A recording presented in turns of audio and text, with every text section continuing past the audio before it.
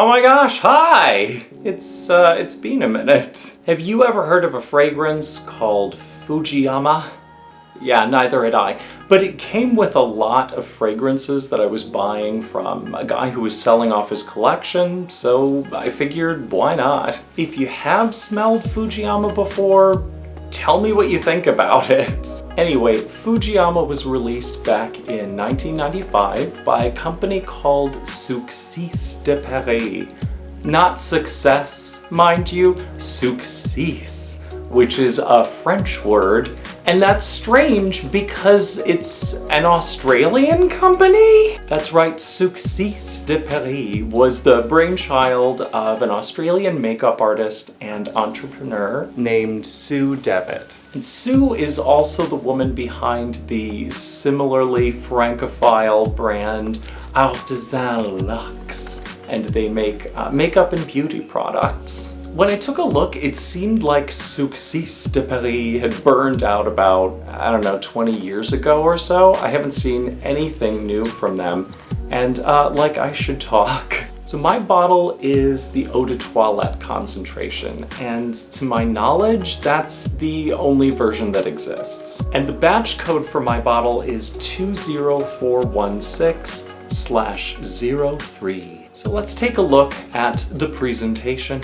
The bottle design for Fujiyama isn't bad. It's clean, it's minimalistic, and it's architectural. The frosted glass bottle has a cone shape to it, which mimics the silhouette of a tall mountain, much like the namesake of the fragrance. And the atomizer is still quite good. It works perfectly well. Something that I really like about the bottle design is that even though the actuator is round, it'll never twist around sideways, so you'll never wind up wasting a spray.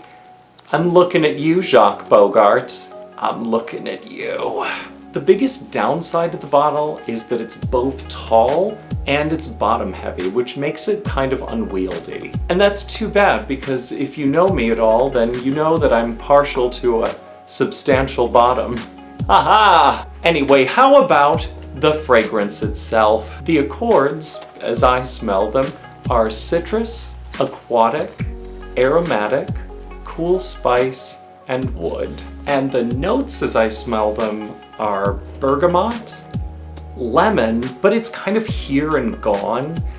There's a little bit of mandarin orange, there's plenty of lime, there is some herbaceous rosemary, there's a lot of nutmeg, there is a tiny bit of something that smells like cardamom to me, there are some indistinct light woods, and then there's some cologne. And cologne, for those of you that don't know, smells a little bit like cool fresh melon and a little bit like fresh ocean air. So what comes to mind when I smell Fujiyama? Well, I'm gonna tell you. The colors, pale pastel blue and green and gray come to mind. The words clean and fresh both come to mind. I think of meh, and we'll get to why later. And I also think of the words safe and derivative.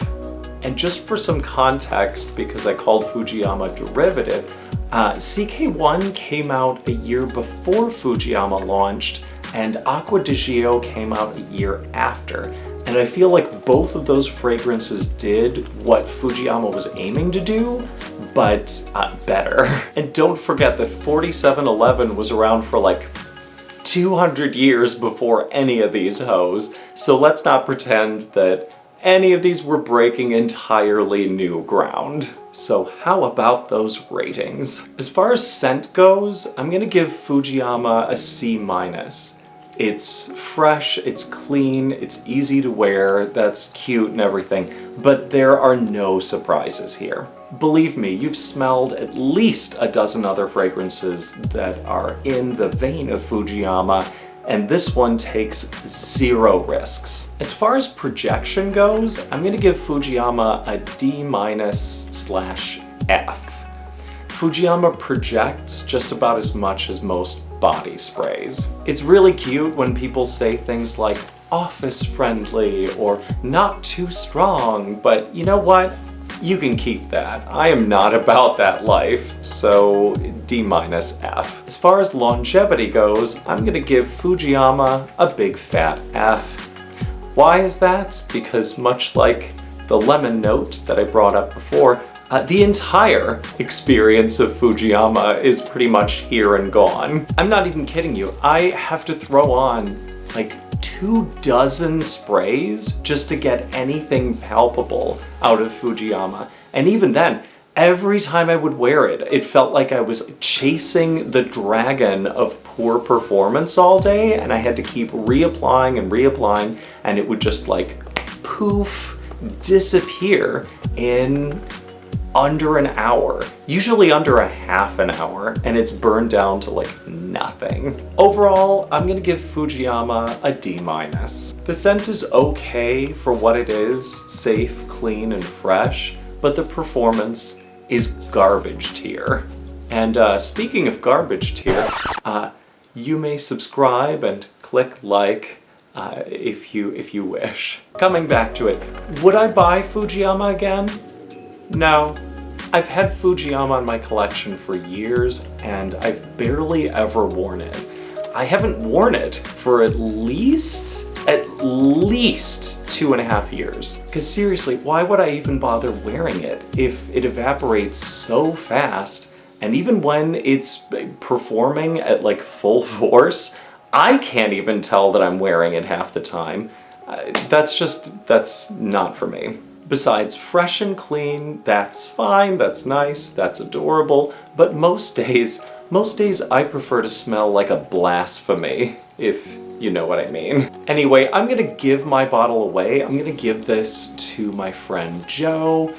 Joe wanted something to wear to the gym, and his wife Jennifer has been asking me consistently for like, what do you recommend for the gym? What do you recommend for the gym? I'm just gonna give this to your husband, Jennifer, because I'm never gonna use it, and the gym is kind of the only place that I think Fujiyama would really work.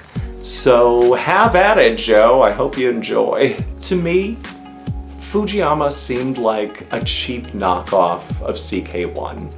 It was sandwiched in time in between two much more competent iterations of its fragrance genre, and it languished in obscurity as a result. Have you ever smelled Fujiyama? Do you love it? Do you think I'm completely off base in my assessment? No matter what you think, just let me know. I enjoy the conversation. Anyway, thank you for watching. Thank you for being here. I missed seeing you, and thank you. Thank you for being here. I love you. Stay safe out there, have fun, and goodbye.